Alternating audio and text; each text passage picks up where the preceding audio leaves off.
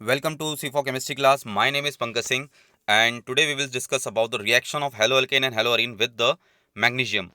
And also we will see the formation of the Grignard reagent will take place, what are the mechanism of the Grignard reagent, and what are the applications. So before we start, please subscribe the channel and also hit the like button. Now, what is the process of the reaction here? How the reaction take place? This is the very simple here. Alkyl halide, we have to take the haloalkane or the any of the aryl halide. So it is going to react with the magnesium. Magnesium के साथ react करेगा और in the presence of dry ether is the solvent here. और हमारा जो product बन जाएगा RMgX. This is known as Grignard reagent. The name is alkyl magnesium halide. Now we can see the example here. CH3Br is the alkyl halide. Magnesium is the metal. Dry ether की presence पे react कराएंगे तो हमें मिल गया methyl magnesium bromide. In a similar way when we are taking the CH3I reacting with the magnesium in the presence of dry ether, so we got CH3MgI methyl magnesium iodide. These all are Grignard reagent. So what is the mechanism here? क्या mechanism रही है इसको देखते हैं. Let's see. So in initial stage magnesium जो है it will play a very major role here. ये एक इलेक्ट्रॉन रिलीज करेगा. After releasing the electron, see it is having a 2 electron in it. Valence shell, valence shell में 3s2 होता है, तो एक इलेक्ट्रॉन रिलीज करने के बाद ये 3s1 बन जाएगा. तो यहाँ पर एक इलेक्ट्रॉन जो रिलीज किया है वही इलेक्ट्रॉन जो है अल्काइल हैलाइड के पास अप्रोच करेगा. सी, जब हेलोजन ने इलेक्ट्रोनेगेटिव रीजन की वजह से इलेक्ट्रॉन को एब्स्ट्रैक्ट किया तो कार्बन बन जाएगा पॉजिटिव चार्ज. लेकिन ये इलेक्ट्रॉन जब कार्बन कैटायन को मिलेगा तो वो न्यूट्रल हो जाएगा और it will be also become a methyl free radical. अब यहाँ पर मैग्नीशियम के पास दो ऑप्शन है. एक तो इसके पास पॉजिटिव चार्ज है. ऑप्शंस क्या है इसके पास? दो तरीके हैं, यानी दोनों तरह से बॉन्ड बना सकता है, यानी दोनों इसके पास पॉसिबिलिटीज हैं कि पॉजिटिव चार्ज है तो इस एक्स नेगेटिव यानी हेलोजन नेगेटिव के साथ आयनिक बॉन्ड बनाएगा, और दूसरा इस फ्री रेडिकल होने की वजह से अल्काइल और मैग्नीशियम दोनों के पास एक एक इलेक्ट्रॉन है. एक इलेक्ट्रॉन इसके पास पहले से, इसने एक इलेक्ट्रॉन इसको दिया है, तो दोनों एक फ्री रेडिकल स्टेज में है जहां पर दोनों बॉन्डिंग बनाएंगे.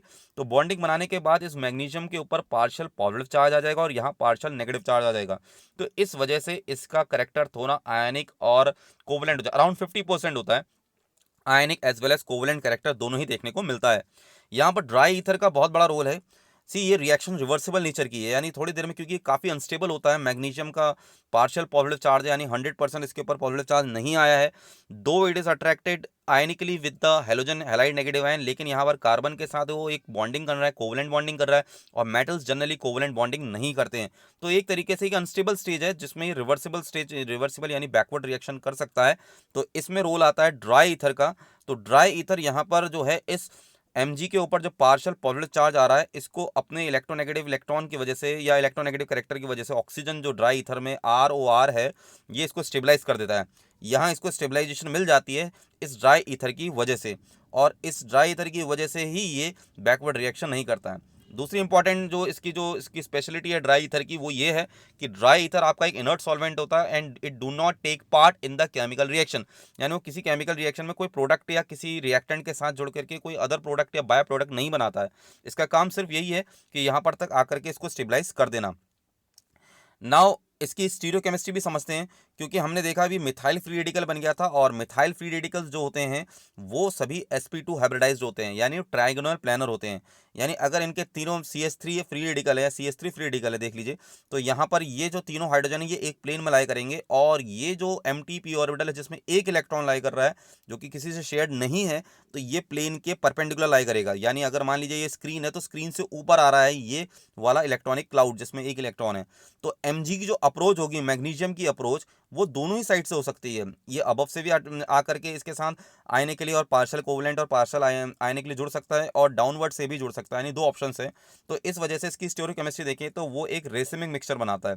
रेसिमिक मिक्सचर का मतलब यही है कि MgBr अगर राइट साइड से भी जुड़ सकता है और लेफ्ट साइड से भी जुड़ सकता है.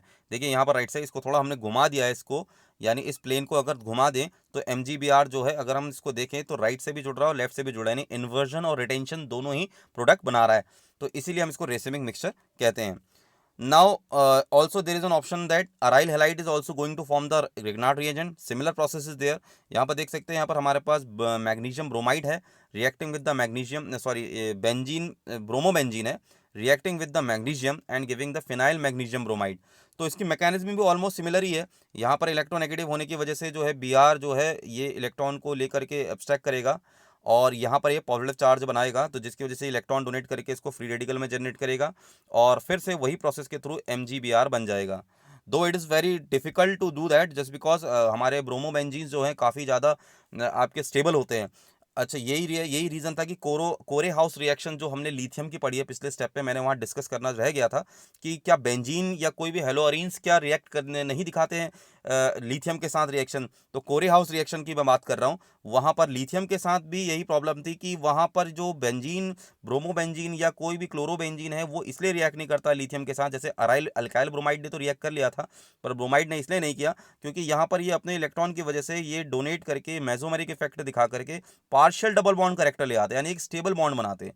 तो स्टेबल बॉन्ड बनाने की वजह से आगे फर्दर प्रोसेस में हेलोअरीन पार्टिसिपेट नहीं करते हैं इन कोरे हाउस, बट यहाँ ग्रिग्नार्ड रिएजन में पार्टिसिपेट करते हैं क्योंकि इसमें हीट भी किया जाता है। तो यहाँ पर वो प्रोसेस है, टेम्परेचर बढ़ा करके इसको फोर्सली रिएक्ट भी कराया जा सकता है, वरना ये कुछ हद तक स्टेबल होते हैं। तो यहाँ पर इसने प्रोसेस बिल्कुल सेम वही है और हमारा यहाँ पर रिजल्ट आया फिनाइल मैग्नीशियम ब्रोमाइड। अगर हमारे पास कोई अराइल हैलाइड में जैसे बेंजाइल कंपाउंड है, यानी बेंजीन के रिंग के साथ वी हैव अ CH2Br, तो यहाँ पर डिफरेंट टाइप ऑफ प्रोडक्ट भी मिल सकते हैं। देखिए Br जरूर यहाँ पर लगा हुआ है, तो यानी डेफिनेटली CH2 के ऊपर फ्री रेडिकल बनेगा इलेक्ट्रॉन लेने के बाद, और मैग्नीशियम जो इलेक्ट्रॉन रिलीज करेगा वो यहाँ इसको मिलने के बाद ये फ्री रेडिकल बनेगा, जिससे यहाँ पर ये ब्रोमाइड ये वाला प्रोडक्ट हमारे बने CH2MgBr। लेकिन इसमें यह भी देखा गया है कि इसके कुछ side product MgBr ortho position में भी जुड़ जाता है और MgBr आपका पैरा पोजीशन में भी यहाँ पर अटैच्ड हो जाता है। तो क्या इसका बेसिक रीजन है वो हम देखते हैं। तो सबसे पहले हमें ये समझना है कि मान लीजिए Br ने इलेक्ट्रॉन लिया और यहाँ पर एक फ्री रेडिकल जनरेट हो गया, तो ये फ्री रेडिकल जनरेट होने के बाद इसमें एक रेजोनेंस होगा और रेजोनेंस के थ्रू यहाँ पर इलेक्ट्रॉन जब आएगा तो ये वाली पोजीशन का इलेक्ट्रॉन इस कार्बन को मिल जाएगा, सी इसका इलेक्ट्रॉन चले गया, ये तो बन गया फ्री रेडिकल। तो ये जो पेयर है इलेक्ट्रॉन का ये टूटेगा और यहाँ पर बॉन्डिंग बनाएगा। देखिए ये ब्रेक हो जाएगा ना, होमोलिसिस होगा, इन दोनों के बीच में होमोलिसिस हो जाएगा। तो यहाँ पर का इलेक्ट्रॉन और ये इलेक्ट्रॉन, ये वाला इलेक्ट्रॉन तो यहीं रहेगा और ये इलेक्ट्रॉन इसके साथ कंबाइन हो जाएगा और ये बना देगा डबल बॉन्ड। डबल बॉन्ड बनने के बाद यहाँ पर जो फ्री रेडिकल है, ये फ्री रेडिकल फिर फर्दर प्रोसेस में आता है, ये इन दोनों के बीच में जो होमोलिसिस होगा, ये दोनों आपस में बॉन्ड बनाएंगे, ये फ्री रेडिकल जनरेट रह जाएगा। यहाँ देख सकते हैं आप, ये वाले स्टेप में डबल बॉन्ड बन गया।